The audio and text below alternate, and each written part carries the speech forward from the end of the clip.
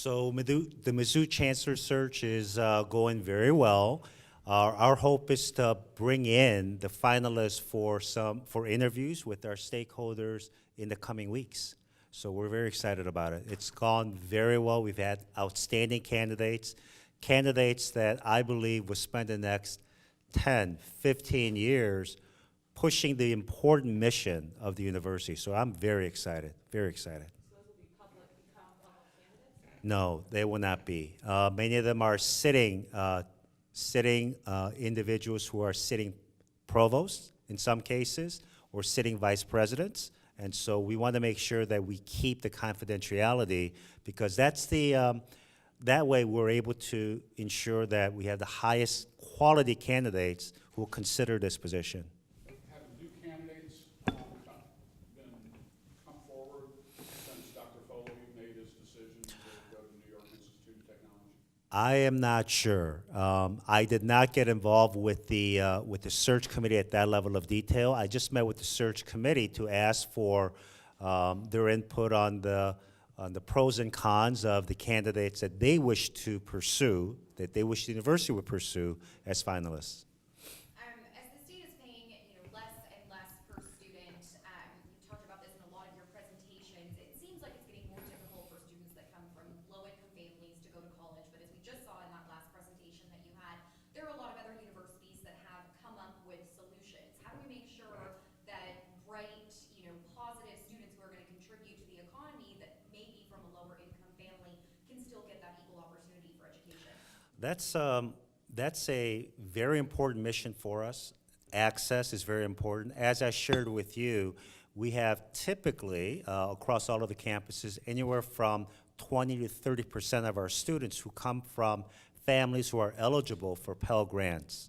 And for those students, we need to ensure that we not only provide the financial resources, but also the types of program for engagement, whether it's tutoring or mentorship, so that they persist through retention and also graduation rate.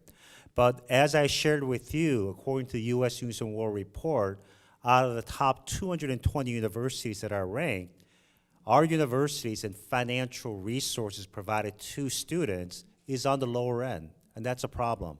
And so we're going to have to find ways to grow the revenue, whether that is through sustainable state support, more philanthropy, or entrepreneurial programs that we can develop so that we can allocate or reallocate some more funds for scholarships for students who qualify to come into the university system, but perhaps cannot afford to attend the university because of the unmet needs. Marcy, the curators heard a lot of plans, ideas for enhancing research. You heard Dr. Choi talking about the declining number of faculty on a couple of the campuses, especially the Mizzou campus. But you're also facing budget cuts, lower enrollment, lower revenue. How do you make the things he's talking about happen in that atmosphere? First step, Rudy, would be allocation of resources. And you've heard Dr. Choi talk about that very thing, that we're going to have to set some priorities. We'll set some important priorities. And Dr. Choi is working with all 4 campuses to find out where programs may be reduced, may even be, in some cases, eliminated. That'll free up resources for exactly what you've asked for.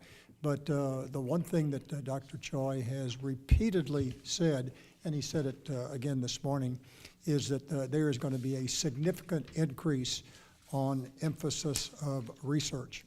Not only because we are a research institution, but that's just important to our mission. And when can that be accomplished, do you think? Is next year just going to be a retrenchment cutting year, or will you go beyond the need to balance the budget based on the deficit and find even more resources to start those initiatives? I would defer to Dr. Choi on that, because that's something he's involved in right now. So next year is going to be a year in which we welcome many new faculty members throughout the system. Just here in the SNT campus, they plan to hire 18 new faculty members this year towards their goal of 100 faculty members hired by 2020. At Mizzou, in the School of Business, School of Engineering, as well as School of Medicine, these are just some of the examples, they will be hiring faculty members who are going to elevate the research and the teaching mission of the university. So we are not retrenching. We are a university that has 75,000 students. We have an obligation to meet their education, but we're also a public research university system. And to go forwards not only requires more faculty members who are research active, who provide creative works that distinguish the university, but also at the same time, making investments in the outstanding faculty members who are already at the University of Missouri system, and to provide the resources and equipment, as well as collaborative spaces in which they can pursue their research. So no retrenching, we're moving forward. The 8 to 12% gap between projected revenue and expenses, on the operations side, 1.2 billion operations side translates to about 96 to 140 million dollars. Mm-hmm. Or what is going to be the balance between, cutting and new revenue to close that gap? And how much more than that gap are you talking about finding to do the things you want to do? Talk to me in dollars. So currently, for the entire system, we expect the core budget to be cut based on the state budget to be about $30 million. So it's not $90 million. But on top of that, that represents, so let me share with you, that represents about 7%, 6.5% of our support from the state. But we do generate revenue through tuition, research, philanthropy. So we're going to have to look at all of those sources and ask ourselves, we've had a pattern of using those resources for specific programs. So how do we redirect those resources for programs that actually elevate the university? And as Chairman Graham mentioned, there will be programs that we're going to have to phase out because they no longer meet the mission of the university or the goals that we've established for excellence. So it's going to be a careful look, but we are operating a university system that encompasses $3.2 billion.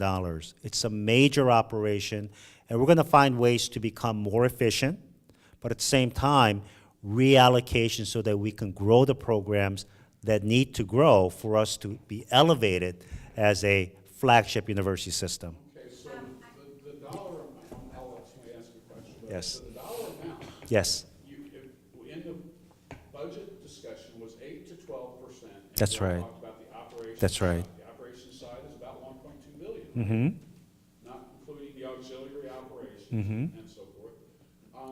So what is that 8 to 12% number of? You just said 30 million, not 90 million. mm-hmm. What is that? So the 8 to 12% range that we provided as guidance to all of the universities was to plan for the long-range future. So it was to address not only short-term, but long-range. The reason that it needs to be longer range is we have to be prepared for other uncertainties. Perhaps there may be future cuts even more from state appropriations. Or we may have some enrollment pressures for international students and out-of-state students. But we are not in this process to have a one-off short-term solutions. We have to be thinking longer term. Our students deserve it. When our students apply to the University of Missouri and are accepted and begin their careers beginning in the fall of 2017, we want to ensure that we're going to have the faculty members to teach the courses, as well as providing advising. And for faculty members who we've hired, we want to ensure that they have the resources to continue the research and their teaching. So the 8 to 12% is a longer range plan so that we can identify programs that are deemed to be excellent, that can grow with additional reallocation of resources, but at the same time, eliminating, phasing out programs that, while provided benefits, did not provide the level of benefits to the university system. So it's a combination of reallocation reinvestment, new revenue growth through research and philanthropy, but also a process in which we're thinking about the long term rather than short term by focusing only on fiscal year 18. I had spoken to, I did an interview earlier this week with Representative Scott Fitzpatrick, and I had asked him just, tell me point blank, is there resentment still in the legislature after everything that happened in November of 2015? He said, yes, I absolutely think that there is. What's your reaction to that? So I've heard that as well, not only from the legislators, but also from the public. And my response has been, I understand why they may feel that there is still some resentment for the university. But if the resentment is shared by cutting our budget, I'd like to ask them to reflect on the impact to our students, to the students who we are educating in this state. Because with cuts, there are going to be less faculty members, less classes, less opportunities for our students to succeed. We want our students, regardless of whether they come from the lowest socioeconomic backgrounds to those who can afford the education and the tuition that we offer at the university, to be successful. But a $30 million cut is a significant cut to our budget. It represents, in essence, eliminating half the funding for UMSL that comes from the state. At Mizzou, it represents eliminating the School of Engineering and the School of Business, two programs that have growing enrollment. So that's the level of cuts that we're having to address. And we are going to be very, very direct in working with our internal constituents, faculty, students, staff, to make sure that we make the tough decisions that are needed. But I would like to just ask all of the individuals in this state to reflect what the budget cuts represent. It represents reduced amount of support that support the learning mission of our students and the research mission. As I shared with you from the U.S. News and World Report, when we look at the top 200 universities and the financial resources that are provided for student education, we range from about 170 to about 220, in that range. And so if we want to become a university that has higher graduation rates, if we want to become a university that has lower cost of education for our students when they graduate, we want to be able to put more resources into the teaching and the research mission. What would you like to? So yeah, you talked about I'll get back to you. identifying programs of excellence and putting an increased emphasis on research. Does that mean that programs that might be more likely to be rolled back or eliminated are more likely to be non-STEM programs? No, not at all. Not at all. When we look at programs like criminal justice that you saw during the presentation at UMSL, it's a top program. And the reason that we focused on both STEM and non-STEM research during the presentation earlier was to demonstrate we're a comprehensive university. And there are contributions that faculty members make who are in the humanities, who are developing very innovative treatises on, for example, the ethics of genomics. We need to be able to provide our students the opportunity to learn from these individuals. We will never move away from being a comprehensive institution. And that's a commitment that all of us, as senior leaders and as members of the Board of Curators, believe in very strongly. Marcy, how important is it that you get We'll get back to you. You're going to be the next question. Go ahead, Rudy. give the governor guidance, complete the appointments to the board? Do you want them to be finished soon or before this legislature ends? Well, I can tell you that I would anticipate that in the next few weeks, the appointment of the 2 additional board members plus the student member will occur. I would anticipate by our next meeting, which is in April, that we would have a full complement of curators, and that would be good. I mean, I look forward to having a full complement of curators. And I would anticipate by our June meeting that'll occur.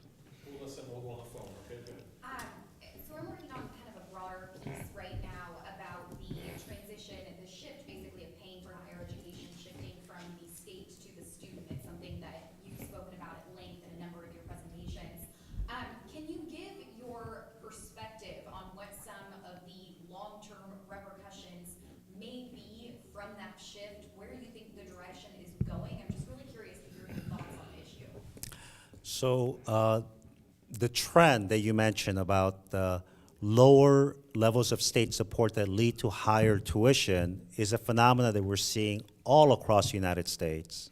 But it's something that we care about very deeply because we care about the cost of education for our students. And so if we put that into the context of increasing tuition, you may ask, well, that seems to be at odds with each other. You care about cost of education, but at the same time, you are planning to raise tuition. The thing to keep in mind is, it's not just tuition that is the measure of the cost of education. For our students who come from lower socioeconomic classes, we have significant need-based aid. The need-based aid comes from philanthropy, as well as the holdbacks on the tuitions that we collect. There are students who can afford, based on their family's income, a higher tuition with less scholarship for need-based aid. There are students who come to our university from out of state, out-of-state students who pay a higher tuition. International students pay the full freight. They do not get any scholarships from the university. And so all of those combined together can be used and pooled to ensure that those who are most vulnerable for not attending the university, those who are in the Pell Grant eligible category, are provided the resources that they need to graduate. And so that when we look at the overall cost of education, it's the tuition, discount rate, scholarship, and the time to graduation. We can have the lowest tuition in the country, but if we're not graduating our students, it has no value to the students. So we are very mindful of providing the courses that students need so they can graduate on time and to become productive citizens after they graduate. So it is a trend that we see nationally, but it is an issue that we care about very, very deeply, as I shared with you at the presentation today. Let's go to the phone. Last question. Yeah, President Choi, Brian Delaney from St. Louis Public Radio. Hi. You talked, well, the board talked at its last meeting over the winter about the need or the possibility to seek a tuition increase above the CPI to get a waiver on the Senate 389, I think it is. If you could explain why only a 2.1% tuition increase was discussed and whether or not there's still the possibility of seeking a higher increase in May. So that is still being discussed at this stage. We need to keep our options open to ensure that we have enough resources as we're going through the budget rescission process for us to meet the needs of our faculty to teach the students. So we have not yet made a decision, but that's going to be a decision that will be made in concert with the Board of Curators. But we're also very, very mindful of the overall cost of education. And so that's a discussion that we're going to have that is very profound, but it's also very urgent. And we hope to make a decision on that within the coming few months. Can you, Yes, the Ryan? likelihood of needing a waiver? Pardon me? Can you kind of qualify the likelihood of seeking a waiver then? You know, the over-under on that? Over, under. Oh, my goodness. You know, I can't really say one way or the other right now because we have to look at all of the budget numbers that come in from the campuses, and they have until May 19th to provide that for us. And those are going to be recommendations, and those recommendations will be discussed with the chancellors, and we may find that some of the cuts that the campuses want to make are just or cuts to programs will really affect our ability to operate as a university. So before then, it'll be very difficult for me to say one way or the other, but we do need to keep our options open. Thank you.